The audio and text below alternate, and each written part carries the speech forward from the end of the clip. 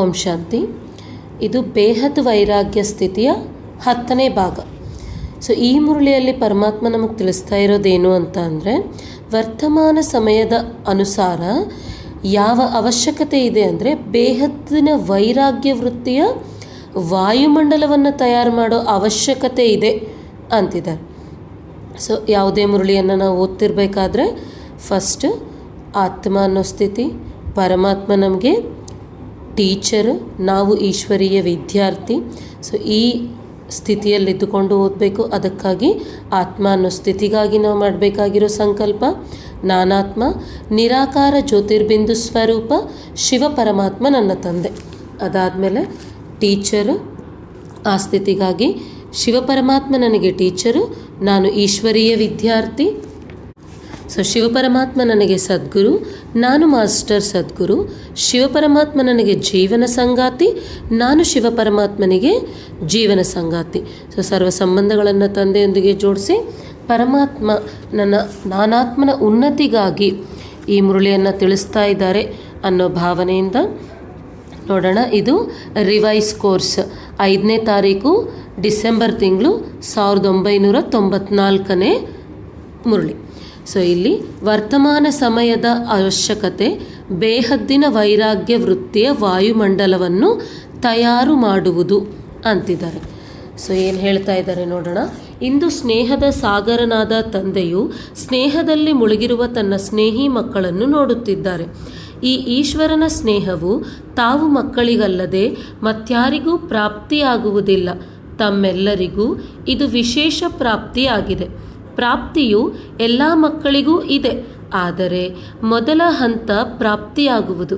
2ನೇ ಹಂತ ಪ್ರಾಪ್ತಿಯ ಅನುಭವದಲ್ಲಿ ಮುಳುಗಿಬಿಡುವುದು.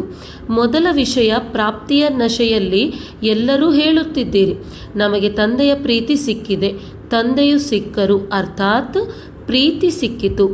ಎಲ್ಲರ ಮುಖದಿಂದ ನನ್ನ ಬಾಬಾ ಎನ್ನುವುದೇ ಬರುತ್ತದೆ.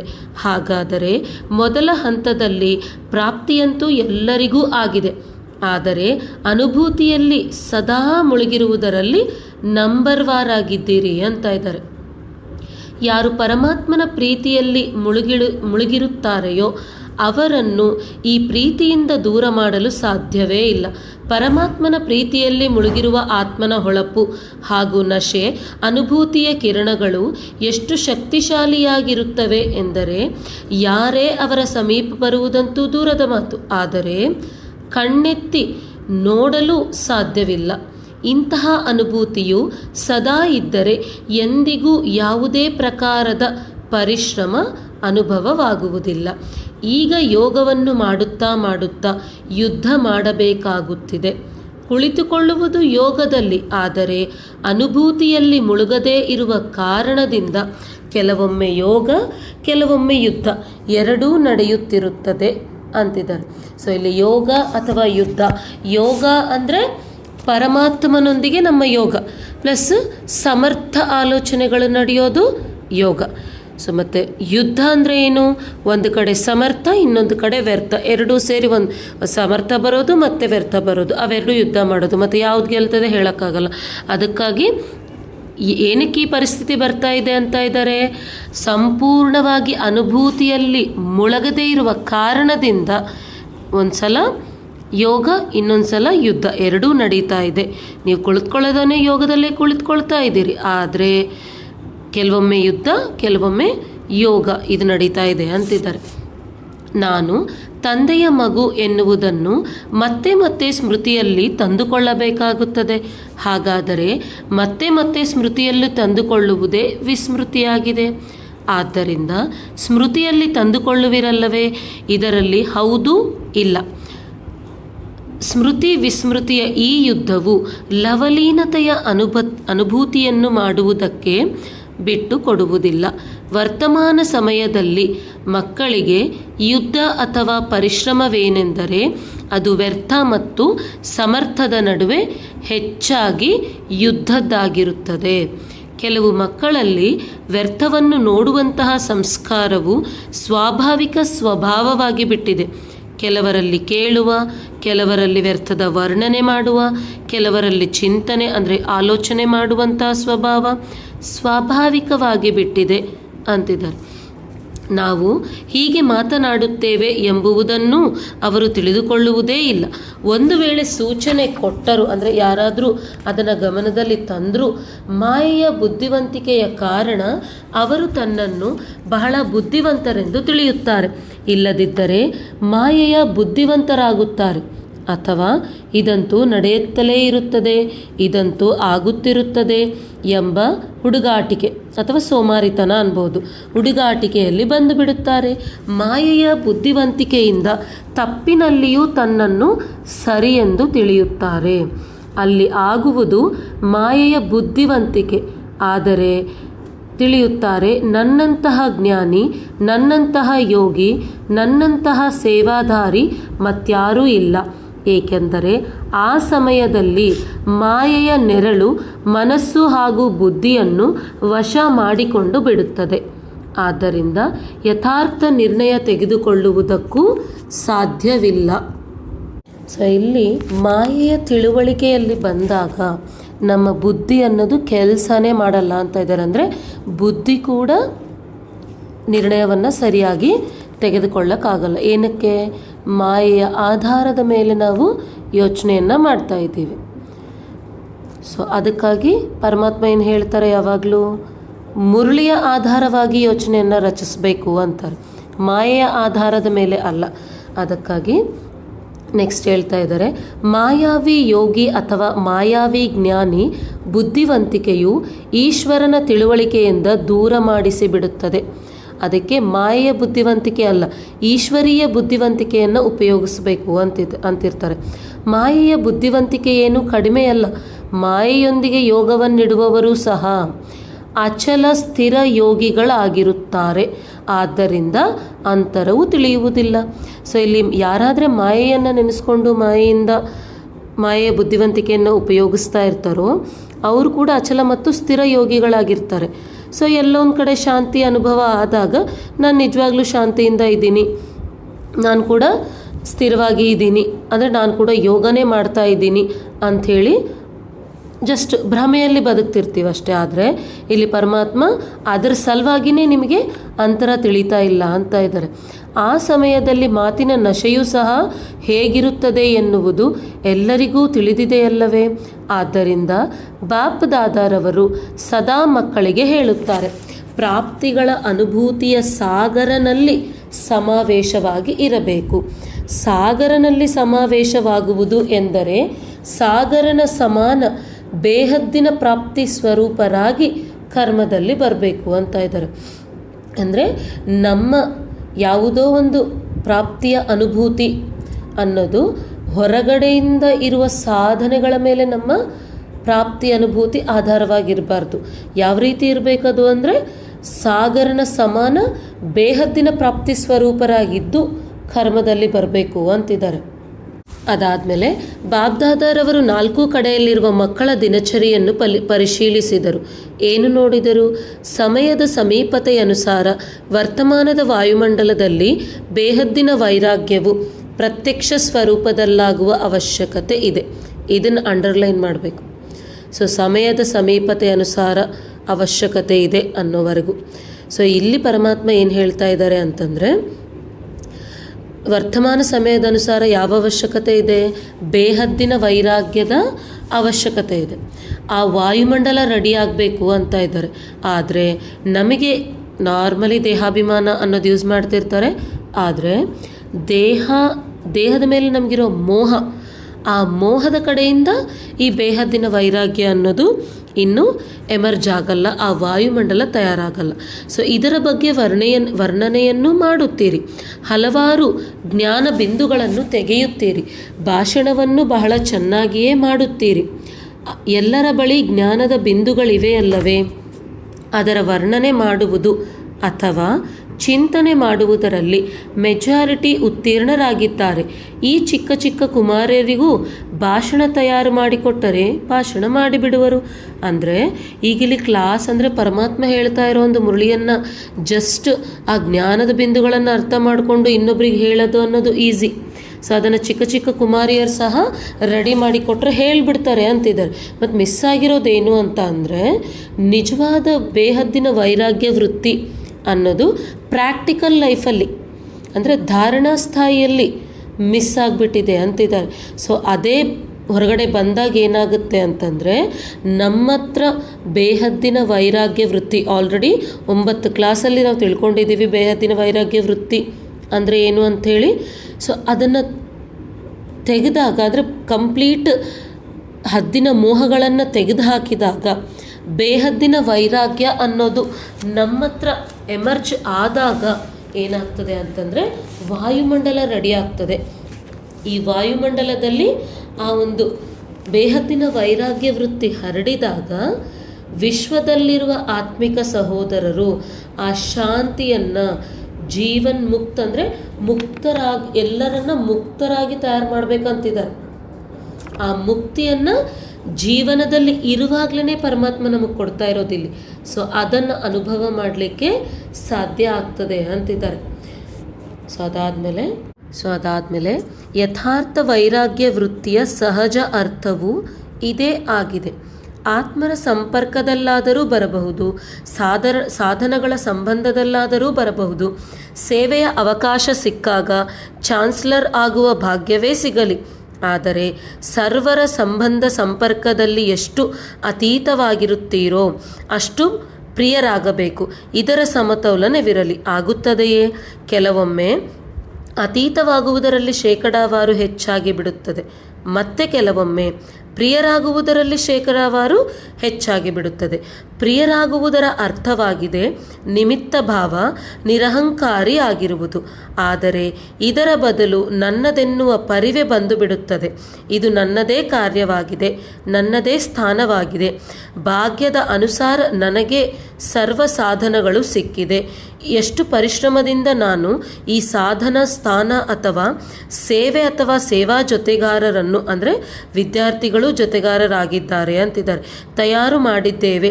ಇವರು ನನ್ನವರು, ನನ್ನ ಪರಿಶ್ರಮಕ್ಕೆ ಬೆಲೆ ಇಲ್ಲವೇ? ಅಂದರೆ ಇಲ್ಲಿ ನಮಗೆ ನಾರ್ಮಲ್ ಆಗಿ ಎಲ್ಲವನ್ನ ಮಾಡಾದ್ಮೇಲೆ ಅಂದರೆ ಆ್ಯಕ್ಚುಲಾಗಿ ಹೇಳಬೇಕು ಅಂತಂದರೆ ಅದು ಪರಮಾತ್ಮನ ಕಡೆಯಿಂದ ಆದರೆ ಅದರ ಸಹಯೋಗ ಇರೋ ಕಾರಣಕ್ಕಾಗಿ ಎಲ್ಲವೂ ಆಗ್ತಾ ಇದೆ. ನಾವು ಮಾಡ್ತಾ ಇರೋ ಸೇವೆಯಿಂದಲ್ಲ. ಸೊ ಸೇವೆ ಮಾಡ್ತಾ ಹೋಗಿ ಭಂಡಾರ ಅನ್ನೋದು ಬರ್ತಾ ಹೋಗ್ತದೆ, ಸೇವೆ ಮಾಡ್ತಾ ಹೋಗಿ ಸಹಯೋಗ ಅನ್ನೋದು ಸಿಗ್ತಾ ಹೋಗ್ತದೆ ಅಂತಾರೆ ಪರಮಾತ್ಮ. ಅಷ್ಟೇ ಬಿಟ್ಟರೆ ಇದೆಲ್ಲ ಪ್ರಶ್ನೆ ಇನ್ನೂ ಕೂಡ ಇವ್ರು ನನ್ನವರು ಅವ್ರು ನನ್ನವರು, ಸೊ ಈ ನನ್ನ ಪರಿಶ್ರಮಕ್ಕೆ ಬೆಲೆ ಇಲ್ಲನ, ನನ್ನ ಭಾಗ್ಯದ ಆಧಾರದಿಂದನೇ ಇದೆಲ್ಲ ಬಂದಿದೆ ಅಂತಂದರೆ ಎಲ್ಲೋ ಒಂತಲ್ಲಿ ನಮಗೆ ದೇಹದ ಜೊತೆ ಆ ಮೋಹ ಅನ್ನೋದು ಇನ್ನೂ ಇದೆ. ಅದಕ್ಕಾಗಿಯೇ ನಂದು ನನಗಿನ್ನೂ ಬೇಕು. ಸೊ ಇವೆಲ್ಲ ಯಾವ ಆಲೋಚನೆಗಳು, ಯಾವುದರ ಆಧಾರದ ಮೇಲೆ ಬಂದಿರೋ ಆಲೋಚನೆಗಳು? ನನಗಿನ್ನೂ ಬೇಕು ಅನ್ನೋ ಆಧಾರದಿಂದ ಬಂದಿರೋ ಆಲೋಚನೆಗಳಿವು. ಸೊ ಇದಿದ್ದಾಗ ಏನಾಗ್ತದೆ, ಹೋಗಲಿಕ್ಕೆ ಕಷ್ಟ ಆಗ್ತದೆ. ಬಟ್ ಪರಮಾತ್ಮ ಬಂದಿರೋದೇನಕ್ಕೆ? ಬೇಹದ ವೈರಾಗ್ಯ ವೃತ್ತಿಯನ್ನು ರೆಕಾರ್ಡ್ ಮಾಡಿ ಪರಂಧಾಮಕ್ಕೆ ನನ್ನ ಜೊತೆ ಬನ್ನಿರಿ ಅಂತ ಹೇಳ್ತಿದ್ದಾರೆ. ಅಂದರೆ ಪರಮಾತ್ಮನ ಹೇಳಿದಾಗ, ಅಂದರೆ ಪರಮಾತ್ಮ ಪ್ರಿಯವಾದ ಮಕ್ಕಳೇ, ಮಧುರವಾದ ಮಕ್ಕಳೇ ಅಂತ ಹೇಳಿದಾಗ ತಿಳ್ಕೊಂಡು ಚೇಂಜ್ ಆದರೆ ಈಸಿ. ಫೈನಲ್ ಎಕ್ಸಾಮ್ ಪಾಸ್ ಆಗ್ತೀವಿ, ತಂದೆ ಜೊತೆ ಹೋಗೋದು ಕೂಡ ಈಸಿ ಆಗುತ್ತೆ. ಅದೇ ಒಂದು ವೇಳೆ ಸಮಯ ಚೇಂಜ್ ಮಾಡಿತು ಅಂದರೆ ಸಮಯ ಎಲ್ಲರನ್ನ ಚೇಂಜ್ ಮಾಡುತ್ತೆ, ಇನ್ನು ಬೇರೆ ಗತಿ ಇರೋದಿಲ್ಲ. ಆವಾಗೇನಾಗುತ್ತೆ, ಚೇಂಜ್ ಆಗಲೇಬೇಕಾಗುತ್ತೆ. ಅದರ ಜೊತೆ ದುಃಖವನ್ನು ಕೂಡ ಅನುಭವ ಮಾಡಲೇಬೇಕಾಗುತ್ತೆ. ಸೊ ಅದಕ್ಕಾಗಿ ಪರಮಾತ್ಮನ ಜೊತೆ ಹೋಗಬೇಕಾ ಅಥವಾ ಸಮಯ ಹೇಳಿದಾಗ ಅಥವಾ ಸಮಯದ ಕಡೆಯಿಂದ ಚೇಂಜ್ ಆಗಬೇಕಾ ಅನ್ನೋದು ಯಾರಿಗವರು ತಗೊಳ್ಬೇಕಾಗಿರೋ ನಿರ್ಣಯ. ಅದಾದಮೇಲೆ ಇದು ನಿಮಿತ್ತ ಭಾವ ಮತ್ತು ನನ್ನ ಭಾವದಲ್ಲಿ ಅಂತರವಿದೆಯೇ ಅಥವಾ ಒಂದೇ ಆಗಿದೆಯೇ? ಈ ನನ್ನತನವು ರಾಯಲ್ ರೂಪದಲ್ಲಿ ಹೆಚ್ಚಾಗುತ್ತಿದೆ. ನನ್ನತನ ಈ ರಾಯಲ್ ಭಾಷೆ, ರಾಯಲ್ ಸಂಕಲ್ಪವನ್ನು ತಂದೆಯೊಂದಿಗೆ ಆತ್ಮಿಕ ವಾರ್ತಾಲಾಪ ಮಾಡುವಾಗಲೂ ಬಾಬ್ದಾದಾರವರು ಬಹಳಷ್ಟು ಆಲಿಸುತ್ತಿರುತ್ತಾರೆ. ಬಹಳ ಪ್ರೀತಿಯಿಂದ ತಂದೆ ಹಾಗೂ ನಿಮಿತ್ತ ಆತ್ಮರನ್ನು ಒಪ್ಪಿಸುವ ಅಥವಾ ಒಪ್ಪಿಸುವುದಕ್ಕಾಗಿ ಬರುತ್ತಾರೆ. ಬಾಬಾ, ತಾವೇ ಇದರಲ್ಲಿ ನನಗೆ ಸಹಯೋಗ ಕೊಡಬೇಕು. ತಾವೇನು ತಿಳಿಯುತ್ತೀರಿ? ಇದು ನನ್ನ ಕಾರ್ಯವಲ್ಲವೇ? ನನ್ನ ಜವಾಬ್ದಾರಿಯಲ್ಲವೇ? ನನ್ನ ಅಧಿಕಾರ ನನಗೇ ಸಿಗಬೇಕಲ್ಲವೇ? ತಂದೆಯವರಿಗೂ ತಿಳುವಳಿಕೆ ಕೊಡಲು ಬಹಳ ಬುದ್ಧಿವಂತಿಕೆಯನ್ನು ಉಪಯೋಗಿಸುತ್ತಾರೆ. ಸೊ ಇವೆಲ್ಲ ಕ್ವೆಶನ್ಸು ನಮಗೆ ಚೆಕಿಂಗ್ ಪಾಯಿಂಟ್ಸ್. ನಾವು ಇದನ್ನೆಲ್ಲ ಮಾಡ್ತಾ ಇದ್ದೀವ ಅಂತ ನೋಡ್ಕೊಳ್ಳಿಕ್ಕೆ. ಅದಾದಮೇಲೆ ಬಾಬ್ದಾದಾರವರು ಮುಗುಳ್ನಗುತ್ತಾ ಇರುತ್ತಾರೆ. ನಿಮಿತ್ತರಾಗಿದ್ದೇವೆ, ಏನು ಸಿಕ್ಕಿದೆಯೋ, ಹೇಗೆ ಸಿಕ್ಕಿದೆಯೋ, ಎಲ್ಲಿ ಕೂರಿಸುವಿರೋ, ಏನನ್ನು ಸೇವನೆ ಮಾಡಿಸುವಿರೋ, ಏನು ಮಾಡಿಸುವಿರೋ ಅದನ್ನೇ ಮಾಡುತ್ತೇವೆ. ಇದು ಎಲ್ಲರ ಮೊಟ್ಟ ಮೊದಲ ಪ್ರತಿಜ್ಞೆಯಾಗಿದೆ. ಪ್ರತಿಜ್ಞೆ ಇದೆಯಲ್ಲವೇ? ಇದೇ ಪ್ರತಿಜ್ಞೆ ಇದೆಯೇ ಅಥವಾ ಕೇವಲ ಆಹಾರ ಸೇವನೆಗಾಗಿ ಇದೆಯೇ? ನನ್ನದೆಂಬ ಭಾವದ ವೈರಾಗ್ಯವೇ ಬೇಹದ್ದಿನ ವೈರಾಗ್ಯವಾಗಿದೆ. ಹೊಸ ಹೊಸ ಪ್ರಕಾರದ ನನ್ನತನವು ಇನ್ನೂ ಸ್ಮೃತಿ ಸ್ವರೂಪವಾಗುತ್ತಿದೆ. ವರ್ತಮಾನ ಸಮಯದಲ್ಲಿ ಮಾಯೆಯು ಹೊಸ ಹೊಸ ಪ್ರಕಾರದ ನನ್ನದೆಂಬ ನೆರಳು ಹಾಕುತ್ತಿದೆ. ಆದ್ದರಿಂದ ಸಮಯದ ಸಮೀಪತೆಯು ಪ್ರತ್ಯಕ್ಷ ರೂಪದಲ್ಲಿ ಬರುತ್ತಿಲ್ಲ. ಸಮಯವನ್ನು ಸಮೀಪ ತರಬೇಕಾಗಿರೋದು ಕೂಡ ನೀವೇ ಅಂತಿರ್ತಾರೆ. ಸೊ ಸಮಯದ ಸಮೀಪತೆ ಇನ್ನೂ ಪ್ರತ್ಯಕ್ಷದ ರೂಪದಲ್ಲಿ ಬರದೇ ಇರಲಿಕ್ಕೆ ಕಾರಣ ಏನು ಅಂತೇಳಿ ತಿಳಿಸ್ತಾ ಇದ್ದಾರೆ. ಈ ಹೊಸ ಹೊಸ ಪ್ರಕಾರದ ನನ್ನತನ ಇನ್ನೂ ಪ್ರತ್ಯಕ್ಷ ಆಗ್ತಾನೆ ಇದೆ. ಎಮರ್ಜ್ ಅಂದರೆ ಪ್ರತ್ಯಕ್ಷ ಆಗೋದು. ಸೊ ಇನ್ನೂ ಪ್ರತ್ಯಕ್ಷ ಆಗ್ತಾನೇ ಇದೆ ಅಂತಿದ್ದಾರೆ. ಸೊ ಇವೆಲ್ಲವೂ ಪರಮಾತ್ಮ ನಮಗೆ ಕೇಳ್ತಾ ಇರೋ ಪ್ರಶ್ನೆಗಳು. ಸೊ ಈ ಪ್ರಶ್ನೆಗಳಿಗೆ ಉತ್ತರ ನಿಜಾಯಿತಿಯಿಂದ ಕೊಡ್ತಾ ಹೋಗ್ಬೇಕು, ಪ್ರಾಮಾಣಿಕವಾಗಿ. ಅದಾದಮೇಲೆ ಜ್ಞಾನಿ ಅಥವಾ ಅಜ್ಞಾನಿಯಾಗಿರಬಹುದು, ಇಬ್ಬರಿಗೂ ಗೊತ್ತಿದೆ ಮತ್ತು ಹೇಳುತ್ತಾ ಇರುತ್ತಾರೆ, ಪ್ರಪಂಚದ ಸ್ಥಿತಿಗತಿಯು ಬಹಳ ಕೆಟ್ಟದ್ದಾಗಿದೆ. ಈ ಪ್ರಪಂಚವು ಎಲ್ಲಿಯವರೆಗೆ ನಡೆಯುತ್ತದೆ, ಹೇಗೆ ನಡೆಯುತ್ತದೆ? ಆದರೆ ಇಷ್ಟಾದರೂ ಪ್ರಪಂಚವು ಸಾಗುತ್ತಿದೆ. ಸಮಯದ ಸಮೀಪತೆಯ ಆಧಾರವಾಗಿದೆ ಬೇಹದ್ದಿನ ವೈರಾಗ್ಯ ವೃತ್ತಿ. ಸೊ ಸಮಯದ ಸಮೀಪತೆಗೆ ಆಧಾರ ಅಂತಂದರೆ ಮುಗಿದೋಯ್ತು. ಬೇಹದ್ದಿನ ವೈರಾಗ್ಯ ವೃತ್ತಿ ಅನ್ನೋದು ನಮ್ಮ ಆಲೋಚನೆಯಲ್ಲಿ ಬರಬೇಕಂದ್ರೆ ಇದನ್ನೆಲ್ಲ ನೆನ್ಪಿಟ್ಕೊಳ್ಬೇಕು ನಾವು. ಅದಾದಮೇಲೆ ಬಾಬ್ದಾದಾರವರು ಪರಿಶೀಲನೆ ಮಾಡಿದರು. ಬೇಹದ್ದಿನ ವೈರಾಗ್ಯ ವೃತ್ತಿಗೆ ಬದಲಾಗಿ ಹೊಸ ಹೊಸ ಪ್ರಕಾರದ ಚಿಕ್ಕ ಚಿಕ್ಕ ಸೆಳೆತಗಳ ವಿಸ್ತಾರವು ಬಹಳಷ್ಟು ದೊಡ್ಡದಾಗಿದೆ. ಈ ವಿಸ್ತಾರವೇ ಸಾರವನ್ನು ಗುಪ್ತ ಮಾಡಿಬಿಟ್ಟಿದೆ. ಈಗೇನು ಮಾಡಬೇಕೆಂದು ತಿಳಿಯುತ್ತೆ. ಸೊ ಅದಾದಮೇಲೆ ಏನು ಹೇಳ್ತಾ ಇದ್ದಾರೆ ಅಂತಂದರೆ, ಈ ಸೆಳೆತವು ಬಹಳ ರುಚಿ ಎನಿಸುತ್ತದೆ. ಒಂದೆರಡು ಬಾರಿ ರುಚಿ ನೋಡಿದರೆ ಅದು ಸೆಳೆಯುತ್ತಿರುತ್ತದೆ. ಇನ್ನು ಯಾರಿಗವ್ರು ಚೆಕ್ ಮಾಡ್ಕೊಳ್ಳೋದು ಈ ವಿಷಯನ. ಸೆಳೆತಗಳ ವಿಸ್ತಾರ, ಚಿಕ್ಕ ಚಿಕ್ಕ ಹೊಸ ಪ್ರಕಾರದ ಚಿಕ್ಕ ಚಿಕ್ಕ ಸೆಳೆತಗಳ ವಿಸ್ತಾರ ಬಹಳಷ್ಟು ದೊಡ್ಡದಾಗಿದೆ. ಈ ವಿಸ್ತಾರನೆ ಸಾರವನ್ನು ಗುಪ್ತ ಮಾಡಿಬಿಟ್ಟಿದೆ ಅಂತಿದ್ದಾರೆ. ಸೊ ಅದಕ್ಕಾಗಿ ಇವು ಒಂದೆರಡು ಬಾರಿ ರುಚಿ ನೋಡಿದರೆ ಮತ್ತೆ ಸೆಳಿತಾನೆ ಇರ್ತದೆ ಅಂತಿದ್ದಾರೆ. ಸೊ ಸೇವೆ ಮಾಡುತ್ತಿದ್ದೀರಿ, ಬಹಳ ಒಳ್ಳೆಯದು. ಆದರೆ ತಮ್ಮ ಪರಿಶೀಲನೆ ಮಾಡಿಕೊಳ್ಳಿರಿ. ನನ್ನಲ್ಲಿ ನಿಮಿತ್ತ ಭಾವವಿದೆಯೇ ಅಥವಾ ಸೆಳೆತದ ಭಾವವಿದೆಯೇ? ಬಾಬಾ ಎನ್ನುವುದಕ್ಕೆ ಬದಲು ನನ್ನದು ಎನ್ನುವುದು ಬರುತ್ತಿಲ್ಲವಲ್ಲ. ನಿನ್ನದೆಂದು ಒಪ್ಪುತ್ತೀರಿ ಮತ್ತು ನನ್ನದಾಗಿ ಬಿಡುತ್ತದೆ. ಹಾಗಾದರೆ ಈಗ ಏನು ಮಾಡುವಿರಿ? ನನ್ನದು ಎನ್ನುವುದೇ ಪ್ರಿಯವಾಗಿದೆಯೇ? ಸೊ ಈ ಪ್ರಶ್ನೆ ಕೇಳ್ತಾ ಇದ್ದಾರೆ, ಅದೇ ನಿಮಗೆ ಪ್ರಿಯವಾಗಿದೆನಾ ಅಂಥೇಳಿ. ಸೊ ಹೆಂಗೆ ಅಂದರೆ ಇನ್ನೆಲ್ಲವೂ ಸಮರ್ಪಣೆ, ಎಲ್ಲವೂ ಆತನಿಗೆ ಕೊಟ್ಬಿಟ್ಟಿದ್ದೀವಿ ಅನ್ನೋ ಒಂದು ಭಾವನೆಯಿಂದ ಆ ಒಂದು ಪ್ರತಿಯೊಂದು ನಮ್ಮ ಸರ್ವ ಖಜಾನೆಗಳು, ಸರ್ವ ಸಂಪನ್ನತೆ ಅಂದರೆ ಪರಮಾತ್ಮ ನಮಗೆ ಕೊಡ್ತಾ ಇರೋ ಖಜಾನೆ ಏನು? ಸಮಯ, ಸಂಕಲ್ಪ, ಶ್ವಾಸ, ಜ್ಞಾನಧನ. ಸೊ ಇವೆಲ್ಲವುಗಳು ಕೂಡ ಆತನಿಗೆ ಇನ್ ರಿಟರ್ನ್ ಅಂದರೆ ಬಂದಿರೋ ಭಾಗ್ಯವನ್ನು ಮತ್ತೆ ತ್ಯಾಗ ಮಾಡಿ ಈ ಈಶ್ವರೀಯ ವಿಶ್ವವಿದ್ಯಾಲಯದಲ್ಲಿ ನಾವೇನು ಮಾಡ್ತಾ ಹೋಗ್ತೀವಿ ಅಂದರೆ ಮತ್ತೆ ಪುರುಷಾರ್ಥವನ್ನು ಮಾಡಿ ಆವಾಗ ನಾವು ಹಣ್ಣಾಗಿರೋ ಫಲವನ್ನು ತಿಂತೀವಿ, ಇಲ್ಲಾಂದರೆ ಕಚ್ಚಾ ಫಲ ಇಲ್ಲೇ ತಿಂತೀವಿ ಅಂತೇಳಿ ಹೇಳ್ತಿರ್ತಾರೆ. ಸೊ ಅದಕ್ಕಾಗಿ ಇಲ್ಲಿ ಯಾರಿಗವರು ನಾವೇ ಕಂಪ್ಲೀಟಾಗಿ ಚೆಕ್ಕಿಂಗ್, ಸ್ವಪರಿವರ್ತನೆ, ಸ್ವಪರಿಶೀಲನೆ, ಸ್ವಚಿಂತನೆ ಅಂಥೇಳಿ ತಿಳಿಸ್ತಾ ಇರ್ತಾರೆ. ಸೊ ಈ ಸ್ವಚಿಂತನೆಯನ್ನು ಮಾಡ್ತಾ ಹೋದಾಗ ಈ ವಿಷಯ ಅರ್ಥ ಆಗ್ತದೆ. ಸೊ ಈ ಪ್ರಶ್ನೆಗಳನ್ನು ಮತ್ತೆ ಓದಿ ಮತ್ತೆ ಕೇಳ್ಕೋಬೇಕು. ಕರ್ಮಕ್ಷೇತ್ರದಲ್ಲಿ ಕೂಡ ನೆನಪಾಗ್ತಿರ್ತದೆ, ಮತ್ತು ಇದು ಮಾಡ್ತಾ ಇದ್ದೀನಲ್ಲ, ಇಲ್ಲಿ ಪರಮಾತ್ಮ ಹಿಂಗೆ ಹೇಳಿದ್ರಲ್ಲ, ಆದ್ರೂ ಇದು ಮಾಡ್ತಾ ಇದ್ದೀನಲ್ಲ ಅಂದರೆ ಇದನ್ನು ತೆಗೆದಾಕ್ಬೇಕು. ಅವಾಗ ಏನು ಮಾಡಬೇಕು? ಮತ್ತೆ ನಾನು ಶ್ರೇಷ್ಠ ಬ್ರಾಹ್ಮಣಾತ್ಮ, ಸೊ ಪರಮಾತ್ಮ ಏನು ಹೇಳಿದ್ದಾರೆ ಆ ಆಲೋಚನೆಯನ್ನು ಆ ಸ್ಥಾನದಲ್ಲಿ ರಚಿಸಿ ಮತ್ತೆ ಹೊಸ ಅಂಟನ್ನು ಕಟ್ಕೊಳ್ಬೇಕಂದ್ರೆ ಹೊಸ ಸಸಿಯನ್ನು ನಾಟಬೇಕು. ಅದೇ ವಿಷಯವನ್ನು ಕಲ್ಪವೃಕ್ಷ ಜ್ಞಾನದ 2ನೇ ಭಾಗದಲ್ಲಿ ತಿಳಿಸ್ಕೊಟ್ಟಿದ್ರು ನಮಗೆ. ಸೊ ಅದಾದಮೇಲೆ ನಾವು ಮಾಡ್ತಾ ಇರೋ ಇನ್ನೊಂದು ತಪ್ಪಿನ ಬಗ್ಗೆ ತಿಳಿಸ್ತಾ ಇದ್ದಾರೆ ಪರಮಾತ್ಮ ಇಲ್ಲಿ. ಬಾಬ್ದಾದಾರವರು ಈ ಮೊದಲೇ ತಿಳಿಸಿದ್ದಾರೆ, ಒಂದು ಬಹಳ ದೊಡ್ಡ ತಪ್ಪನ್ನು ಮಾಡುತ್ತಾರೆ. ಅಥವಾ ನಡೆಯುತ್ತಾ ನಡೆಯುತ್ತಾ ಆಗಿಬಿಡುತ್ತದೆ. ಮಾಡಲು ಬಯಸುವುದಿಲ್ಲ, ಆದರೆ ಆಗಿಬಿಡುತ್ತದೆ. ಅದೇನು? ಇನ್ನೊಬ್ಬರ ನ್ಯಾಯಾಧೀಶರಾಗಿ ಬಿಡುತ್ತಾರೆ, ಅಂದರೆ ಜಡ್ಜ್, ಮತ್ತು ತನಗಾಗಿ ವಕೀಲರಾಗಿ ಬಿಡುತ್ತಾರೆ, ಅಂದರೆ ವಾದನೆ. ಸೊ ಆಗಬೇಕಾಗಿರುವುದು ತಮಗಾಗಿ ನ್ಯಾಯಾಧೀಶ ಮತ್ತು ಅದಾಗುವುದು ಇನ್ನೊಬ್ಬರಿಗಾಗಿ. ಇದನ್ನು ಮಾಡಬಾರದು. ಅವರು ಬದಲಾಗಬೇಕು ಎಂದು ಅನ್ಯರಿಗಾಗಿ ನ್ಯಾಯಾಧೀಶರಾಗಿ ಬಿಡುತ್ತಾರೆ ಮತ್ತು ತನಗಾಗಿ ತಿಳಿಯುತ್ತಾರೆ, ಈ ಮಾತು ಸಂಪೂರ್ಣವಾಗಿ ಸರಿಯಾಗಿದೆ, ನಾನೇನು ಹೇಳುತ್ತೇನೆಯೋ ಅದು ಸರಿಯಾಗಿದೆ, ಇವರು ಹೀಗಿದ್ದಾರೆ, ಇವರು ಹಾಗಿದ್ದಾರೆ. ವಕೀಲರು ಸಹ ಸಿದ್ಧ ಮಾಡುತ್ತಾರಲ್ಲವೇ? ಸತ್ಯವನ್ನು ಅಸತ್ಯವಾಗಿ, ಅಸತ್ಯವನ್ನು ಸತ್ಯವಾಗಿ ಸಿದ್ಧ ಮಾಡುತ್ತಾರೆ. ಮತ್ತು ವಕೀಲರಿಗೆ ಪ್ರಮಾಣ ಕೊಡುವುದಕ್ಕೆ ಎಷ್ಟು ಬರುತ್ತದೆಯೋ ಅಷ್ಟು ಮತ್ಯಾರಿಗೂ ಬರುವುದಿಲ್ಲ. ತಮಗಾಗಿ ನ್ಯಾಯಾಧೀಶನಾಗಬೇಕು, ಇದರಲ್ಲಿ ತಪ್ಪಾಗಿ ಬಿಡುತ್ತಿದೆ. ಅಂದರೆ ನಮ್ಮ ಸ್ವಭಾವ ಸಂಸ್ಕಾರಗಳ ಪ್ರತಿ ನಮಗಿರೋ ಸೆಳೆತದ ಬಗ್ಗೆ ಇಲ್ಲಿ ತಿಳಿಸ್ತಾ ಇದ್ದಾರೆ.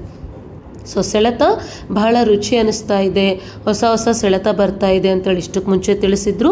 ಸೊ ಸೆಳೆತ ಇನ್ ದ ಸೆನ್ಸ್ ಒಂದು ಟೈಪ್ ಆಫ್ ಮೋಹ ಅಥವಾ ಅಟ್ಯಾಚ್ಮೆಂಟ್ ಅಂತಲೇ ಅನ್ಬೋದು. ಆದರೆ ಇಲ್ಲಿ ಯಾವುದರ ಜೊತೆ ನಮಗಿದೆ ಅಂದರೆ ನಮ್ಮ ಸ್ವಭಾವ ಸಂಸ್ಕಾರಗಳ ಮೇಲೆ ನಮಗಿರೋ ಸೆಳೆತ. ಅದಕ್ಕಾಗಿಯೇ ನಾವೇನು ಮಾಡ್ತಾ ಇದ್ದೀವಿ, ಎಲ್ಲೋ ಒಂದು ಕಡೆ ಸೆಳೆತ ಇರೋದಕ್ಕಾಗಿಯೇ ಅದರ ಆಧಾರದ ಮೇಲೆ ಯೋಚನೆಗಳನ್ನು ರಚಿಸಿ ಮತ್ತೆ ಪರಮಾತ್ಮನೊಂದಿಗೆ ನಿನಗೆ ಗೊತ್ತಲ್ಲ, ಇದು ನಂದಲ್ಲ ಜವಾಬ್ದಾರಿ, ಈ ಯೋಚನೆಗಳನ್ನೆಲ್ಲ ಮಾಡ್ತಾ ಮಾಡಿರೋ ಪ್ರತಿಜ್ಞೆ ಮರಿತಾ ಇದ್ದೀವಿ ಅಂತ ಇದ್ದಾರೆ. ಸೊ ಅದಾದ ಮೇಲೆ ಇನ್ನೊಬ್ಬರಿಗಾಗಿ ರಿಮಾರ್ಕ್ ಕೊಡುವುದು ಬಹಳ ಸಹಜ, ಆದರೆ ತಮ್ಮನ್ನು ಪರಿವರ್ತನೆ ಮಾಡಿಕೊಳ್ಳಬೇಕು. ಸ್ಲೋಗನ್ ಸಹ ಇದೆ. ಏನಿದೆ ಸ್ಲೋಗನ್? ಸ್ವಪರಿವರ್ತನೆಯಿಂದ ವಿಶ್ವ ಪರಿವರ್ತನೆ. ಮೊದಲು ಸ್ವಯಂ ಪರಿವರ್ತನೆಯಾಗಬೇಕು. ಯಾವ ಚಾರ್ಟನ್ನು ನೋಡಿದರೆಂದು ತಿಳಿದುಕೊಂಡಿರ. ಸೊ ಬಾಬ್ದಾದಾರವರು ಸಹ ಮಾಯೆಯ ಚಲನೆಯನ್ನು ನೋಡುತ್ತಾ ಮುಗುಳ್ನಗುತ್ತಾ ಇರುತ್ತಾರೆ. ಮಾಯೆಯು ಎಷ್ಟೊಂದು ಚತುರನಾಗಿದೆ. ಮಾಸ್ಟರ್ ಸರ್ವಶಕ್ತಿವಂತ ಆತ್ಮರನ್ನೇ ತನ್ನವರನ್ನಾಗಿ ಮಾಡಿಕೊಂಡು ಬಿಡುತ್ತದೆ. ಹಾಗಾಗಿ ಈಗ ಏನಿರಬೇಕು? ಬೇಹದ್ದಿನ ವೈರಾಗ್ಯ ವೃತ್ತಿಯ ವಾಯುಮಂಡಲವನ್ನು ತಯಾರು ಮಾಡಿರಿ. ಹೇಗೆ ಸೇವಾ ವಾಯುಮಂಡಲವನ್ನು ತಯಾರು ಮಾಡುತ್ತೀರಲ್ಲವೇ? ಕಾರ್ಯಕ್ರಮಗಳನ್ನು ಮಾಡುತ್ತೀರಿ. ಕೇವಲ ಬುದ್ಧಿಯವರಿಗಷ್ಟೇ ಈ ವೃತ್ತಿಯಲ್ಲ, ಹೃದಯದವರೆಗೂ ತಲುಪಲಿ. ಎಲ್ಲರ ಬುದ್ಧಿಯಲ್ಲಂತೂ ಆಗಬೇಕು, ಮಾಡಬೇಕು ಎನ್ನುವುದಿದೆ. ಆದರೆ ಹೃದಯದಲ್ಲಿ ಈ ಅಲೆಗಳು ಉತ್ಪನ್ನವಾಗಿ ಬಿಡಬೇಕು. ಇದರ ಅವಶ್ಯಕತೆ ಇದೆ, ತಿಳಿಯಿತೆ. ಎಲ್ಲರೂ ಬಹಳ ಚೆನ್ನಾಗಿ ತಿಳಿದುಕೊಂಡಿದ್ದೀರಾ? ಅಥವಾ ಈಗ ಅರ್ಥವಾಯಿತು, ನಂತರ ಇಲ್ಲಿಂದ ಎದ್ದು ಹೋದ ಮೇಲೆ ಇದು ಹೇಗಾಗುತ್ತದೆ? ಇದನ್ನು ಮಾಡುವುದು ಕಷ್ಟ. ಹೇಳುವುದು ಮತ್ತು ಕೇಳುವುದು ಸಹಜ, ಮಾಡುವುದು ಕಷ್ಟವೆಂದು ಯೋಚಿಸುತ್ತೀರಾ? ಸೊ ಇಲ್ಲಿ ಪರಮಾತ್ಮ ನಮಗೆ ಬೇಹದ್ದಿನ ವೈರಾಗ್ಯ ವೃತ್ತಿಯ ವಾಯುಮಂಡಲವನ್ನು ತಯಾರು ಮಾಡಲಿಕ್ಕೆ ತಿಳಿಸ್ತಾ ಇದ್ದಾರೆ. ಸೊ ಆ್ಯಕ್ಚುಲಾಗಿ ಮಾತಾಡ್ಕೋಬೇಕು ಅಂತಂದರೆ ಬಹಳಷ್ಟು ವಿದ್ಯಾರ್ಥಿಗಳಿಗೆ, ಬಹಳಷ್ಟು ಸೇವಾದಾರರಿಗೆ ಈ ಬೇಹದ್ದಿನ ವಾಯುಮಂಡಲ ವೃತ್ತಿಯನ್ನು ರೆಡಿ ಮಾಡಬೇಕು, ಆ ಸೇವೆಯನ್ನು ಪರಮಾತ್ಮ ನಮಗೆ ಕೊಟ್ಟಿದ್ದಾರೆ ಅನ್ನೋ ವಿಷಯನೇ ತಿಳಿದಿಲ್ಲ. ಏನಕ್ಕೆ? ಪುಸ್ತಕ ತೆಗೆದು ಓದಿಲ್ಲ. ಮೇನ್ ರೀಸನ್ ಇದೆ. ಸ್ಥಿತಿ ಬೆಳೆಸ್ಕೊಳ್ಳೋದು, ಸಬ್ಜೆಕ್ಟನ್ನು ಅಂಡರ್ಸ್ಟ್ಯಾಂಡ್ ಮಾಡ್ಕೊಳ್ಳೋದು, ಸಬ್ಜೆಕ್ಟ್ನ ತೆಗೆದು ಓದಬೇಕು ಅನ್ನೋ ಸೆನ್ಸು, ಇದನ್ನೆಲ್ಲ ಏನಾಗ್ಬಿಟ್ಟಿದೆ ಅಂತಂದರೆ ಜಸ್ಟ್ ಅಲ್ಲಿ ಬಂದಿರೋ ಮುರಳಿ ಓದಿದ್ವಾ, ಅದಾದಮೇಲೆ ಹಾಡುಗಳನ್ನು ಕೇಳಾದ್ಮೇಲೆ ಅಮೃತ ವೇಳೆ ಅಂತೇಳಿ ಎದ್ದು ಅರ್ಧ ತೂಕಳಿಸ್ತಾ ಇದ್ದಾರೆ ಅಂತೇಳಿ ಬೇಹದ್ದಿನ ವೈರಾಗ್ಯ ಸ್ಥಿತಿಯಲ್ಲಿನೇ ತಿಳಿಸ್ಕೊಟ್ಟಿದ್ರು ನಮಗೆ ಪರಮಾತ್ಮ. ಅರ್ಧ ತೂಕಳಿಕೆ, ಅರ್ಧ ಆಕಳಿಕೆ ಅಂಥೇಳಿ. ಸೊ ಅಥವಾ ಬೇರೆಯವರನ್ನು ನೋಡಿ ಇವ್ರಿಗಿಂತ ನಾನು ಭಾಳ ಬೆಟರು ಅಂಥೇಳಿ ಅನ್ಕೊತಾ ಇದ್ದೀವಿ. ಆದರೆ ಇಲ್ಲಿ ಪರಮಾತ್ಮ ಏನು ಹೇಳ್ತಾ ಇದ್ದಾರೆ? ಬೇಹದ್ದಿನ ವೈರಾಗ್ಯ ವೃತ್ತಿ ಅನ್ನೋದು ಹೈಯೆಸ್ಟ್ ಸ್ಟ್ಯಾಂಡರ್ಡ್ಸ್, ಅಂದರೆ ಇನ್ನು ಟಾಪ್ ಲೆವೆಲ್. ಇದೇ ಸಮಯವನ್ನು ಸಮೀಪ ತರ್ತದೆ ಅಂತಿದ್ದಾರೆ. ಸೊ ಈ ವೃತ್ತಿ ಇದ್ದಾಗಲೇ ಏನಾಗ್ತದೆ ಅಂತಂದರೆ, ಈ ವಾಯುಮಂಡಲವನ್ನು ರೆಡಿ ಮಾಡಿದಾಗಲೇ ಇಷ್ಟಕ್ಕೆ ಮುಂಚೆ ತಿಳ್ಕೊಂಡಂಗೆ ಎಲ್ಲರೂ ಮುಕ್ತಿಯನ್ನು ಅನುಭವ ಮಾಡಲಿಕ್ಕೆ ಸಾಧ್ಯ ಆಗ್ತದೆ. ಏನಕ್ಕೆ? ನಾವು ಮಾಸ್ಟರ್ ಮುಕ್ತಿದಾತರು. ಅದಕ್ಕಾಗಿ ಈ ಬೇಹದ್ದಿನ ವೈರಾಗ್ಯ ವೃತ್ತಿ ಫಸ್ಟ್ ನಮ್ಮ ಹತ್ರ ಬಂದರೆ, ವೃತ್ತಿ ಇನ್ ದ ಸೆನ್ಸ್ ಸಂಸ್ಕಾರ. ಸೊ ಆ ಸಂಸ್ಕಾರ ನಮ್ಮ ಹತ್ರ ಬಂದಾಗ ಏನಾಗ್ತದೆ ಅಂತಂದರೆ ಎಲ್ರಿಗೂ ಅದು ರೆಕಾರ್ಡಿಂಗಲ್ಲಿ, ಅಂದರೆ ಎಲ್ರಿಗೂ ಅದು ಹೋಗ್ತದೆ. ಯಾಕಂದರೆ ಕಲ್ಪವೃಕ್ಷ ಜ್ಞಾನದ ಪ್ರಕಾರ ನಾವೆಲ್ಲಿದ್ದೀವಿ? ಬೇರ್ಗಳಲ್ಲಿ ಕೂತ್ಕೊಂಡಿದ್ದೀವಿ. ಸೊ ನಮ್ಮ ಆಲೋಚನೆ ಇಡೀ ವಿಶ್ವಾತ್ಮರು ಕ್ಯಾಚ್ ಮಾಡ್ತಾ ಇದ್ದಾರೆ. ಸೊ ನಮ್ಮ ಹತ್ರ ಯಾವಾಗ ಸಂಸ್ಕಾರ ರೆಕಾರ್ಡ್ ಆಗುತ್ತೋ, ಸೊ ವಿಶ್ವಾತ್ಮರು ಕ್ಯಾಚ್ ಮಾಡಿದಾಗ ಅವರು ಆ ಜೀವನ್ಮುಕ್ತ ಅಥವಾ ಮುಕ್ತ ಸ್ಥಿತಿಯನ್ನು ಅನುಭವ ಮಾಡಲಿಕ್ಕೆ ಸಾಧ್ಯ ಆಗ್ತದೆ. ಸೊ ಈಗ ಸದ್ಯ ಏನಾಗ್ತಾ ಇದೆ, ನಮ್ಮ ಹತ್ರ ದೇಹಾಭಿಮಾನ ಇರೋ ಕಾರಣಕ್ಕಾಗಿ ಅವೇ ಅಲೆಗಳು ಹೊರಗಡೆ ಹೋಗಿ ಸೊ ದುಃಖ ಅನ್ನೋದು ಫುಲ್ ಸ್ಪ್ರೆಡ್ ಆಗ್ತಾ ಇದೆ. ಸೊ ಅದೇ ಬೇಹದ್ದಿನ ವೈರಾಗ್ಯ ವೃತ್ತಿ ಇದ್ದರೆ ಎಲ್ಲರಿಗೂ ಸುಖ ಶಾಂತಿ ದಾತ ಅಂತಿದ್ದಾರೆ. ಸೊ ಇದೇ 9ನೇ ಭಾಗದಲ್ಲಿ ಕೂಡ ಏನಂತ ಹೇಳಿದರು ಪರಮಾತ್ಮ, ನಮಗೆ ಶಕ್ತಿ ಮತ್ತು ಗುಣಗಳ ಸ್ಟಾಕನ್ನು ಜಮಾ ಮಾಡಬೇಕು, ಜಮಾ ಮಾಡಿ ಅವುಗಳನ್ನು ಕಾರ್ಯದಲ್ಲಿ ಉಪಯೋಗಿಸ್ತಾ ಹೋಗಬೇಕು ಅಂತಂದರು. ಅಂದರೆ ಇಲ್ಲಿ ನಾವು ಸದ್ಯ ಫೈನಲ್ ಎಕ್ಸಾಮ್ಗೆ ಮಾತ್ರ ಪ್ರಿಪೇರ್ ಆಗ್ತಾ ಇಲ್ಲ, ಫೈನಲ್ ಎಕ್ಸಾಮ್ಗೆ ಪ್ರಿಪೇರ್ ಕೂಡ ಆಗ್ತಾ ಇದ್ದೀವಿ. ಅದರ ಜೊತೆ ರ್ಯಾಂಕಿಂಗಲ್ಲಿ ಕೂಡ ಬರಬೇಕಾಗ್ತದೆ. ಸೊ ರ್ಯಾಂಕಿಂಗಲ್ಲಿ ಬರಬೇಕಾದಾಗ ಈಗ ಫಾರ್ ಸಪೋಸ್ ರಾಜಕುಟುಂಬದಲ್ಲಿ ಬರಬೇಕು ಅಂತ ಅಂದ್ಕೊಂಡಾಗ ರಾಜಕುಟುಂಬಿಕರ ಪುಣ್ಯ ನಮ್ಮ ಪುಣ್ಯ ಮ್ಯಾಚ್ ಆಗಬೇಕಾಗತ್ತೆ, ಹೌದಾ? ಸೊ ಇವಾಗ ಮ್ಯಾಚ್ ಆಗಬೇಕು. ಪುಣ್ಯ ಸಂಪಾದನೆ ಯಾವ ರೀತಿ ಮಾಡ್ಬೋದು, ಏನೇ ಆಗಲಿ ಕೊಡ್ತಾ ಹೋದಾಗ ಮಾಡಲಿಕ್ಕೆ ಸಾಧ್ಯ. ಸೊ ಏನೇನು ಕೊಡಬೇಕು ಇಲ್ಲಿ ಪರಮಾತ್ಮ ಅದೇ ತಿಳಿಸ್ತಾ ಇದ್ದಾರೆ, ಶಕ್ತಿ ಗುಣ. ಈಗ ಫಾರ್ ಸಪೋಸ್ ಇಲ್ಲಿ ಪರಮಾತ್ಮ ನಮ್ಗೆ ಏನು ಹೇಳ್ತಾ ಇದ್ದಾರೆ, ಬೇಹದ್ದಿನ ವೈರಾಗ್ಯ ಸ್ಥಿತಿ ನೀವು ಧಾರಣೆ ಮಾಡಿದಾಗ ಅದು ಅಲೆಗಳಾಗಿ ಹೋಗ್ತದೆ ವಿಶ್ವದಲ್ಲಿ ಅಂತ. ಅದೆಲ್ಲ ಹೋದಾಗ ಮತ್ತು ಇನ್ ರಿಟರ್ನ್ ನಮಗೆ ಪುಣ್ಯ ಜಮಾ ಆಗುತ್ತಾನೋ ಇಲ್ಲನೋ ಆಗ್ತದೆ. ಅದಕ್ಕಾಗಿ ಗುಣಗಳನ್ನು ಜಮಾ ಮಾಡೋದ್ರ ಜೊತೆ ಪ್ರತಿಯೊಂದು ಶಕ್ತಿ ಪ್ರತಿಯೊಂದು ಗುಣವನ್ನು ನಾವು ಕೊಡ್ತಾ ಕೂಡ ಹೋಗಬೇಕಂದ್ರೆ ಮನಸಾ ಸೇವೆಯಿಂದ ಕೂಡ ವಾಯುಮಂಡಲವನ್ನು ಸತೋಪ್ರಧಾನವಾಗಿ ರೆಡಿ ಮಾಡ್ಬೋದು. ಸೊ ಅವಾಗ ಏನಾಗ್ತದೆ, ಪುಣ್ಯ ಜಮಾ ಆಗ್ತದೆ ಒಂದು ಕಡೆ, ಇನ್ನೊಂದು ಕಡೆ ಕೊಡುವ ಸಂಸ್ಕಾರ ಅಂದರೆ ದಾತನ ಸಂಸ್ಕಾರ. ಸೊ ಅದು ಯಾರ ಸಂಸ್ಕಾರ, ರಾಜಕುಟುಂಬಿಕರ ಸಂಸ್ಕಾರ ಅದು. ಸೊ ರಾಜಕುಟುಂಬದವರ ಸಂಸ್ಕಾರವನ್ನು ನಾವಿಲ್ಲಿ ರೆಕಾರ್ಡ್ ಮಾಡಿದಾಗಲೇ ರಾಜಕುಟುಂಬದಲ್ಲಿ ಬರಲಿಕ್ಕೆ ಸಾಧ್ಯತೆ ಇದೆ. ಸೊ ಅದಕ್ಕಾಗಿ ಇಲ್ಲಿ ಪರಮಾತ್ಮ ನಮಗೆ ಕೊಡುವ ಒಂದಂದರೆ ದಾತ, ಅವರು ದಾತ ಆದಾಗ ನಾವು ಮಾಸ್ಟರ್ ದಾತರು. ಅದಕ್ಕಾಗಿ ಅದನ್ನು ಇಲ್ಲಿ ನೋಡ್ಕೊಳ್ಬೇಕು. ಜಸ್ಟ್ ಫೈನಲ್ ಎಕ್ಸಾಮ್ಗೆ ಪ್ರಿಪರೇಷನ್ ಅಷ್ಟೇ ಅಲ್ಲ, ಟಾಪ್ ರ್ಯಾಂಕರಲ್ಲಿ ಬರಬೇಕಂದ್ರೆ ಈ ಪುಣ್ಯ ಕೂಡ ಮ್ಯಾಟರ್ಸೇ, ಅಂದರೆ ಪುಣ್ಯ ಕೂಡ ಇಂಪಾರ್ಟೆಂಟೇ. ಸೊ ಪುಣ್ಯ ರಾಶಿಯನ್ನು ಜಮಾ ಮಾಡ್ಕೊಳ್ಳೋ ವಿಧಿ ಅಂತೇಳಿ ಕೂಡ ಮುಂಬರುವ ದಿನಗಳಲ್ಲಿ ವಿಡಿಯೋ ಅಪ್ಲೋಡ್ ಮಾಡಲಾಗ್ತದೆ. ಸೊ ಅದಾದಮೇಲೆ ಈಗ ಈ ರೀತಿ ಹೇಳುವುದಿಲ್ಲವಲ್ಲವೇ, ಸ್ನೇಹದಿಂದ ತಾವು ತಲುಪಿದ್ದೀರಿ ಮತ್ತು ಬಾಬ್ದಾದರವರು ತಲುಪಿದ್ದಾರೆ ನೋಡಿ. ಸ್ನೇಹದಲ್ಲಿ ಎಷ್ಟೊಂದು ಶಕ್ತಿ ಇದೆ. ಸ್ನೇಹವು ಅವ್ಯಕ್ತನನ್ನು ವ್ಯಕ್ತಕ್ಕೆ ಕರೆತರುತ್ತದೆ, ತಮ್ಮೆಲ್ಲರನ್ನು ಮಧುಬನಕ್ಕೆ ಕರೆತಂದಿದೆ. ಎಲ್ಲರೂ ಸ್ನೇಹದಿಂದ ಆರಾಮವಾಗಿ ತಲುಪಿದ್ದೀರಲ್ಲವೇ. ಯಾರು ಕರೆತಂದರು? ರೈಲು ಕರೆತಂದಿತೆ ಅಥವಾ ಸ್ನೇಹವು ಕರೆತಂದಿತೆ? ಎಲ್ಲಿ ಸ್ನೇಹವಿದೆಯೋ ಅಲ್ಲಿ ಪರಿಶ್ರಮವು ಪರಿಶ್ರಮವೆನಿಸುವುದಿಲ್ಲ, ಕಷ್ಟವು ಕಷ್ಟವೆನಿಸುವುದಿಲ್ಲ.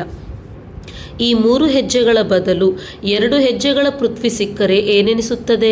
ಸತ್ಯಯುಗದ ಮಂಚಕ್ಕಿಂತಲೂ ಶ್ರೇಷ್ಠವಾಗಿದೆ. ಎಲ್ಲರೂ ಆರಾಮದಿಂದ ಇದ್ದೀರಾ ಅಥವಾ ಏನು ಮಾಡುವುದು, ಇರಲೇಬೇಕು ಎಂಬ ವಿವಶತೆಯಿಂದ ಇದ್ದೀರಾ? ಭಕ್ತಿ ಮಾರ್ಗದಲ್ಲಂತೂ ಹೆಜ್ಜೆಯನ್ನು ಇಡಲು ಸಹ ಬಹಳ ಕಷ್ಟಪಡುತ್ತಾರೆ. ತಮಗೆ ಮಲಗುವುದಕ್ಕಾಗಿ 3 ಹೆಜ್ಜೆಯಷ್ಟು, ಇಲ್ಲದಿದ್ದರೆ 2 ಹೆಜ್ಜೆಯಂತೂ ಸಿಗುತ್ತದೆ. ತಾವು ಚರಣಗಳಲ್ಲಿ ಸ್ಥಾನ ಕೊಡಿ ಎಂದು ಬೇಡಿಕೊಳ್ಳುತ್ತಿದ್ದೀರಿ. ಆದರೆ ತಂದೆಯವರು ಚರಣಗಳಿಗೆ ಬದಲಾಗಿ ಪಟ್ಟದ ರಾಣಿಯನ್ನಾಗಿ ಮಾಡಿಕೊಂಡಿದ್ದಾರೆ. ಆದರೂ ಸಹ ಮಧುಬನದ ಅಂಗಳವಿದೆಯಲ್ಲವೇ? ಬಲೆ, ಎಲ್ಲಿಯೇ ಮಲಗಬಹುದು. ಆದರೆ ಇರುವುದಂತೂ ಮಧುಬನದ ಅಂಗಳದಲ್ಲಿ. ತಂದೆಗೆ ಇಷ್ಟು ಸಮೀಪಕ್ಕೆ ಬರುವ ಅಧಿಕಾರ ಸಿಗುತ್ತದೆ ಎಂಬುದು ಸ್ವಪ್ನದಲ್ಲಿಯೂ ಇರಲಿಲ್ಲ. ಹಾಗಾದರೆ ಎಲ್ಲರೂ ಖುಷಿಯಾಗಿ ಇದ್ದೀರಿಲ್ಲವೇ? 2 ಹೆಜ್ಜೆಗಳ ಬದಲು 1 ಹೆಜ್ಜೆಯಷ್ಟು ಸಿಕ್ಕರೂ ಖುಷಿಯಾಗಿ ಇರುತ್ತೀರಾ? ಸೊ ಇಲ್ಲಿ ಆ ಸಮಯದಲ್ಲಿ ಆಗಿರೋ ಮಿಲನದಲ್ಲಿ ಅಥವಾ ಆ ಸೇವಾದಾರರಲ್ಲಿ ಸರಿಯಾದ ಜಾಗ ಅಂದರೆ ಮಲಗಲಿಕ್ಕೆ ಅಥವಾ ಸರಿಯಾದ ಸ್ಥಾನ ಸಿಗದೇ ಇದ್ದಾಗ ಎಲ್ಲರಲ್ಲಿ ಬಂದಿರುವ ಆಲೋಚನೆಗಳಿಗೆ ಪರಮಾತ್ಮ ಈ ಉತ್ತರವನ್ನು ಕೊಟ್ಟಿರ್ತಾರೆ ಅಷ್ಟೇ. ಅದಾದಮೇಲೆ ಕುಳಿತಲ್ಲಿಯೇ ಮಲಗುವಿರಾ? ಕೆಲವರಿಗೆ ಕುಳಿತಲ್ಲಿಯೇ ಬಹಳ ಚೆನ್ನಾಗಿ ನಿದ್ರೆ ಬರುತ್ತದೆ, ಮಲಗಿದಾಗ ಬರುವುದಿಲ್ಲ. ಯೋಗದಲ್ಲಿ ಕುಳಿತುಕೊಂಡ ಕೂಡಲೇ ನಿದ್ರೆ ಆರಂಭವಾಗುತ್ತದೆ. 5 ದಿನಗಳ ಅಖಂಡ ತಪಸ್ಸು ಮಾಡಬೇಕಾಗುತ್ತದೆ. ಅದಕ್ಕೆ ಎಲ್ಲರೂ ತಯಾರಾಗಿದ್ದೀರಾ?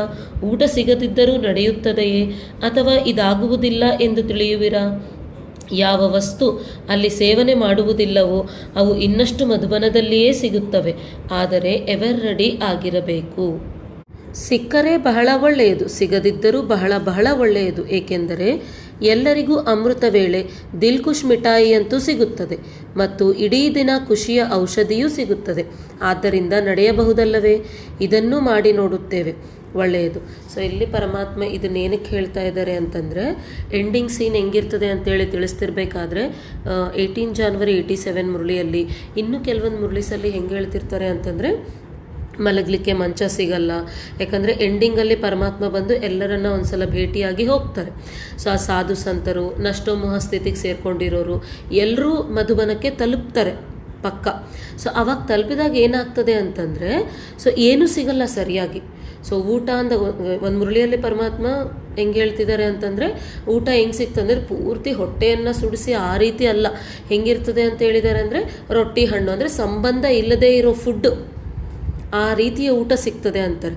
ಸೊ ಈಗಲೂ ಯಾರನ್ನಾದರೂ ಸೇವೆ ಇದೆ, ಸೇವೆಗೆ ಬರ್ತೀರಾ ಅಂಥೇಳಿ ಯಾರನ್ನಾದರೂ ಕೇಳಿದಾಗ, ಅಥವಾ ಸೇವೆಗಾಗಿ ನಾವು ಯಾವುದಾದ್ರೂ ವಿಡಿಯೋನ ಪೋಸ್ಟ್ ಮಾಡಿದಾಗ ಎಲ್ಲ ಹೆಂಗೆ ಯೋಚನೆ ಮಾಡ್ತಾ ಇದ್ದಾರೆ ವಿದ್ಯಾರ್ಥಿಗಳು ಅಂತಂದರೆ, ಅಕ್ಕ ಅಲ್ಲಿಗೆ ಹೋದ್ಮೇಲೆ ಅಕಾಮಿಡೇಷನ್ ಹೆಂಗಿರುತ್ತೋ ಏನೋ, ಅಲ್ಲಿಗೆ ಹೋದ್ಮೇಲೆ ಊಟ ಹೆಂಗಿರುತ್ತೋ ಏನೋ. ಅಂದರೆ ಯಾರಾದರೆ ನಷ್ಟೋಮೋಹಿಗಳಿರ್ತಾರೋ ಅವರಿಗೆ ಈ ಊಟ, ತಿಂಡಿ, ಅಕಾಮಿಡೇಷನ್ ಅಂದರೆ ಸ್ಥಾನ, ಇವುಗಳ ಮೇಲೆ ಹೆಂಗೂ ಆಕರ್ಷಣೆ ಇರೋದಿಲ್ಲ. ಅದಕ್ಕಾಗಿ ಮಧುಬನದಲ್ಲಿ ಹೆಂಗಿರುತ್ತೆ ಪರಿಸ್ಥಿತಿ ಅನ್ನೋದೇನೂ ಇರಲ್ಲ. ಪರಮಾತ್ಮನ ಇಂಡಿಕೇಶನ್ ಸಿಗ್ತಾ ಹೋಗ್ತಿರ್ತಾರಷ್ಟೆ. ಆದರೆ ಈ ರೀತಿ ಈಗಲಿಂದನೇ ನಾವು ರೆಡಿ ಆಗಬೇಕು. ಯಾಕಂದರೆ ಎಂಡಿಂಗಲ್ಲಿ ಹಿಂಗೆ ಬಂದ ತಕ್ಷಣ ಹಿಂಗೆ ರೆಡಿ ಆಗೋಕ್ಕೆ ಅಷ್ಟು ಈಸಿ ಅಲ್ಲ ಅದು. ಆ್ಯಕ್ಚುಲಿ ಅದು ಆಗೋದು ಇಲ್ಲ. ಅದಕ್ಕಾಗಿಯೇ ಪರಮಾತ್ಮ ಬಂದು ಇಷ್ಟು ಪ್ರೀತಿಯಿಂದ ತಿಳಿಸ್ಕೊಡ್ತಾ ಇದ್ದಾರೆ, ನೀವು ರೆಡಿ ಆಗ್ರಿ ಅಂತೇಳಿ. ಆದರೂ ಕೂಡ ಇನ್ನು ವಿದ್ಯಾರ್ಥಿಗಳ ಸೇವೆ ಅಂದ ತಕ್ಷಣ ಪ್ರಕೃತಿಯಿಂದ ಕೆಲವೊಬ್ರು ಹಂಚ್ಕೊಳ್ತಾ ಇದ್ದಾರೆ. ಅಂದರೆ ಅಲ್ಲಿ ಮಳೆ ಇದೆ ಅಂತೆ, ಅಲ್ಲಿ ಚಳಿ ಇದೆ ಅಂತೆ, ಅಲ್ಲಿ ಬಿಸಿಲಿದೆ ಅಂತೇಳಿ ಕೆಲವೊಬ್ಬರು, ಇನ್ನು ಕೆಲವೊಬ್ಬರೇನೋ ಅಲ್ಲಿ ಊಟ ಹೆಂಗೆ ಸಿಗುತ್ತೇನೋ, ನಮ್ಮ ಆಹಾರ ನಿಯಮಗಳು ನಮಗಿವೆ ಅನ್ನೋದು. ಸೊ ಆ್ಯಕ್ಚುಲಾಗಿ ನಮ್ಮ ಸ್ಥಿತಿ ಅನ್ನೋದು ಬೆಳೆದು ಬಿಟ್ಟರೆ ನಮಗೆ ಬೇಕಾಗಿರೋದೆಲ್ಲವೂ ನಮ್ಮ ಹತ್ರಕ್ಕೆ ಬರುತ್ತೆ. ಸೊ ಪ್ರಕೃತಿಯಂತೂ ವಿಶ್ವ ಕಲ್ಯಾಣಕಾರಿಗಳಿಗೆ ದಾಸಿಯಾಗಿ ಸೇವೆಯನ್ನು ಮಾಡ್ತದೆ ಅಂತಿರ್ತಾರೆ. ಮತ್ತು ಇಷ್ಟೆಲ್ಲ ಪರಮಾತ್ಮ ಹೇಳ್ತಿದ್ರೂ ಕೂಡ ಇನ್ನೂ ರೆಡಿ ಆಗೋದಿಲ್ಲ ಅಂತಂದರೆ ಏನಾಗುತ್ತೆ ಅಂದರೆ, ಆ ನಷ್ಟೋಮೋಹಿಗಳ ಲಿಸ್ಟಲ್ಲಿ ಬರೋದಿಲ್ಲ. ಪ್ಲಸ್ ಜೊತೆ ಎಂಡಿಂಗಲ್ಲಿ ಮಧುಬನಕ್ಕೆ ಸೇರೋದಂತೂ ದೂರದ ಮಾತು. ಅಥವಾ ಎಲ್ಲಿಗೆ ಪರಮಾತ್ಮ ಹೋಗಂತಿದ್ದಾರೋ ಅಲ್ಲಿಗೆ ಹೋಗೋದು ಕೂಡ ಇನ್ನದು ಎಲ್ಲೂ ಆ ಅಂಚಿನಲ್ಲಿ ಕೂಡ ನಾವಿಲ್ಲ ಅಂತ ಅರ್ಥ. ಅದಾದಮೇಲೆ ಲಾಸ್ಟ್, 4 ಕಡೆಯಲ್ಲಿರುವ ಸರ್ವಶ್ರೇಷ್ಠ ಭಾಗ್ಯಶಾಲಿ ಆತ್ಮರಿಗೆ, ಸದಾ ಸರ್ವ ಪ್ರಾಪ್ತಿಗಳ ಅನುಭೂತಿಗಳಲ್ಲಿ ಸಮಾವೇಶವಾಗಿರುವ ಶ್ರೇಷ್ಠಾತ್ಮರಿಗೆ, ಸದಾ ಪರಿಶೀಲಿಸುವ ನಿರ್ಣಯಿಸುವ ಶಕ್ತಿಯನ್ನು ತೀವ್ರವಾಗಿ ಮಾಡಿಕೊಳ್ಳುವಂತಹ ಸಮೀಪ ಆತ್ಮರಿಗೆ, ಸದಾ ಸೇವೆಯಲ್ಲಿ ಸಮರ್ಥರಾಗಿ ಅನ್ಯರನ್ನು ಸಮರ್ಥರನ್ನಾಗಿ ಮಾಡುವಂತಹ ನಿಮಿತ್ತ ಆತ್ಮರಿಗೆ, ಸದಾ ಅತೀತ ಹಾಗೂ ಪ್ರಿಯ ಎರಡರ ಸಮತೋಲನವನ್ನು ಇಡುವ ಆಶೀರ್ವಾದಗಳಿಗೆ ಪಾತ್ರರಾಗಿರುವ ಆತ್ಮರಿಗೆ ಬಾಬ್ದಾದಾರವರ ನೆನಪು, ಪ್ರೀತಿ ಹಾಗೂ ನಮಸ್ತೆ. ಸೊ ನಮ್ಮ ಪ್ರಿಯ ಸ್ಮೃತಿಗಳನ್ನು ಕೂಡ ತಂದೆ ಕೊಡ್ತಾ, ಸೊ ಈ ಬೇಹದ್ ವೈರಾಗ್ಯ ಸ್ಥಿತಿಯ 10ನೇ ಭಾಗ ಮುಗೀತು. ಸೊ ನೀವು ಯಾವ ವಿದ್ಯಾರ್ಥಿಗಳಾದರೆ ಸಬ್ಜೆಕ್ಟ್ ವೈಸ್ ನಾಲೆಜ್ನ ಗೇನ್ ಮಾಡಬೇಕು ಅಂದ್ಕೊಳ್ತಾ ಇದ್ದೀರೋ, ಸೊ ಅವರೆಲ್ಲರಿಗೂ ನಾನು ಕೊಡೋ ಸಜೆಷನ್ ಒಂದೇ. ಸೊ ಎಲ್ಲರೂ ಓದಬೇಕಾದ್ರೆ 1ನೇ ಭಾಗ 2ನೇ ಭಾಗ ಕರೆಕ್ಟಾಗಿ ಇಟ್ಕೊಂಡು ಪುಸ್ತಕ ಮುಂದೆ ಇಟ್ಕೊಂಡು ಓದಬೇಕಾಗುತ್ತೆ. ಇಲ್ಲ ಅಂದರೆ ಏನಾಗುತ್ತೆ ಅಂತಂದರೆ ಹಾಫ್ ನಾಲೆಜ್ ಆಗುತ್ತೆ ಎಲ್ಲ. ಸೊ ಮತ್ತು half knowledge is most dangerous ಅನ್ನಂಗೆ ನಮ್ಮ ಹತ್ರನೇ ಬೇಕಾದ ಪ್ರಶ್ನೆಗಳು ಹುಟ್ಟುತ್ತಾ ಇರುತ್ತೆ. ಸೊ ಅದಕ್ಕಾಗಿ ಈಗಲಾದರೂ ಯಾವಾಗಲಾದರೂ ವಿದ್ಯಾರ್ಥಿಗಳಲ್ಲಿ ನನ್ನ ಮನವಿ ಒಂದೇ, ಪುಸ್ತಕಗಳನ್ನು ತೆಗೆದು ಓದೋದು ಶುರು ಮಾಡಿ. ಸೊ ಓಂ ಶಾಂತಿ. ಎಲ್ಲರಿಗೂ ಧನ್ಯವಾದಗಳು. ಓಂ ಶಾಂತಿ.